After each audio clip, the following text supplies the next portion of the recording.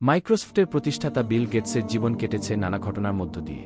Harvard বিশ্ববিদ্যালয়ে লেখাপড়া শেষ না করেই মাইক্রোসফট প্রতিষ্ঠা করা, বিশ্বের সেরা ধনী ব্যক্তির আসনে ওঠা এবং দানশীল হিসেবে খ্যাতিমান হয়েছেন তিনি। কিন্তু একসময়ের কঠোর ব্যবস্থাপক, দুর্দান্ত চিন্তক বিল গেটস কিন্তু খাবার শেষে নিজের প্লেট নিজে ধোয়ার মধ্যেই আনন্দ খুঁজে পান। তার জীবনে এমন কিছু মজার ঘটনা আছে যা আনন্দদায়ক। বিভিন্ন বই, ওয়েব ও তার সহকর্মীদের সাক্ষাৎকারে এসব মজার কাহিনী উঠে এসেছে। তার জীবনের এই মজার ঘটনাগুলো নিয়ে এক প্রতিবেদন প্রকাশ করে বিজনেস ইনসাইডার। সেখান থেকে কিছু ঘটনা তুলে ধরা হলো। দুষ্টুমিতে বিল গেটস কেমন ছিলেন? কিশোর বিল গেটস কিন্তু একেবারেই শান্তশিষ্ট ছিলেন না। স্কুলে পড়ার সময় তার পছন্দের সব মেয়েকে এক ক্লাসে আনার ব্যবস্থা করেছিলেন তিনি। কিশোর বিল গেটসকে স্কুল কর্তৃপক্ষ কম্পিউটার ব্যবহার করে একটি ক্লাস শিডিউল তৈরি করে দিতে বলেছিল। এই সুযোগ কাজে লাগান তিনি।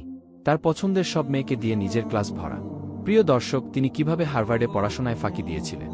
হার্ভার্ডে পড়ার সময় যেসব কোর্সের জন্য নিবন্ধন করেছিলেন তার একটিতেও হাজিরা দেননি। এর পরিবর্তে তার ভালো লাগত যেসব ক্লাস, সেখানে বসে যেতে।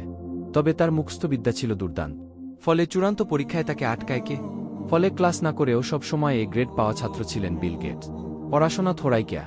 হার্ভার্ডে পড়ার সময় ২০ বছর বয়সী বিল গেটস প্যানকেক শর্টিং নামের দীর্ঘদিনের এক গাণিতিক সমস্যার সমাধান করে ফেলে।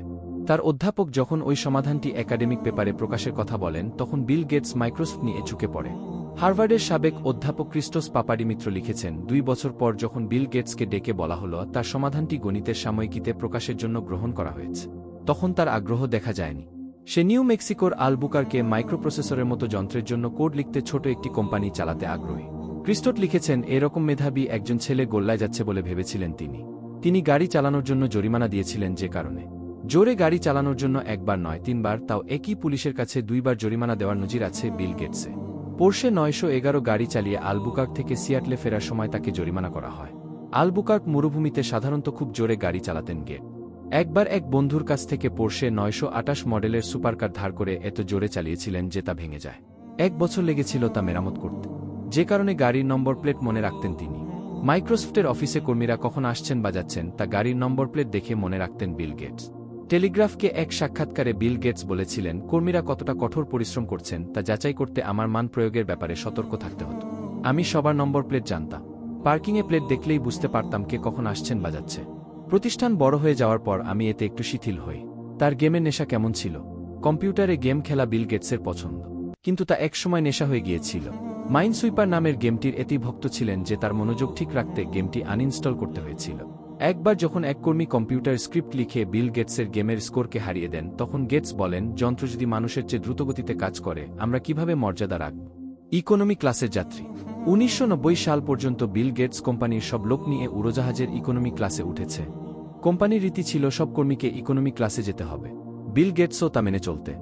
গেটসের এক সহকর্মী লিখেছেন, ১৯৯০ সালে মাইক্রোসফটে যোগ দেওয়ার পর এক ব্যবসায়িক ভ্রমণে বিল গেটসের সঙ্গে তিনি ইকোনমি ক্লাসে গিয়েছিলেন। ওই সময় মাইক্রোসফট বড় প্রতিষ্ঠান হয়ে দাঁড়িয়েছিল। বড় প্রতিষ্ঠানের প্রধান হয়েও কর্মীকে নিয়ে ইকোনমি ক্লাসে যেতে গেটসের মধ্যে কোনো অস্বস্তি দেখেনি তিনি মাঝখানের সিটে বসেছিলেন।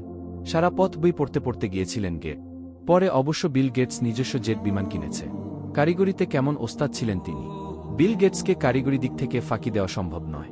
কোনো সফটওয়্যার তৈরির মাঝপথে তিনি বাগড়া দেন না, কিন্তু ১ মিনিটের জন্য তাকে বোকা বানানো সম্ভব নয়, কারণ তিনি একজন সত্যিকারের প্রোগ্রামার। স্বেচ্ছাসেবী হিসেবে তিনি যেমন ছিলেন জানলে অবাক হবে। খাবারের পর, বিশেষ করে রাতের খাবারের পর, নিজের প্লেট নিজে ধুয়ে ফেলেন তিনি বলেন, অন্যরা সাহায্য করতে চাইলেও নিজের কাজ নিজে করতে পছন্দ করেন তিনি মজার মানুষ ছিলেন। একবার এক সাক্ষাৎকারের সময় হুলস্থুল কাণ্ড বাঁধিয়ে বসেন বিল গেটস। সাংবাদিককে ক্ষমা চাইতে বাধ্য করেন তিনি। ওই সময় বাথরুমে গিয়ে নিজেকে আটকে রাখেন। যতক্ষণ পর্যন্ত সাংবাদিক ক্ষমা না চান ততক্ষণ বাথরুমে বসে থাকার হুমকি দেয়। তাতে কাজ হয়। মাইক্রোসফটের প্রতিবেদক ম্যারি জো ফলি এক সাক্ষাৎকারে এ তথ্য জানা। ফলি বলেন, মজার একটি ঘটনা এটি। কমডেক্স নামের এক সম্মেলনের সময় কয়েকজন সাংবাদিক মিলে গেটসের সাক্ষাৎকার নিচ্ছিলেন। ওই সময়কার বিখ্যাত সাংবাদিক জন ডজ খেপিয়ে দেন বিল গেটসকে। অবশ্য তার সাক্ষাৎকার নেওয়ার ধরন ছিল অন্যদের চেয়ে আলাদা। তিনি বিল গেটসকে বাজারের সংজ্ঞা কি জাতীয় প্রশ্ন করে। এতে বিল খেপে যান এবং উঠে গিয়ে বাথরুমে যান এবং নিজেকে আটকে রাখেন। বলেন, জন ক্ষমা না চাইলে আর বের হবেন না। জন তখন বাথরুমের দরজার সামনে গিয়ে বলেন, আই অ্যাম সরি।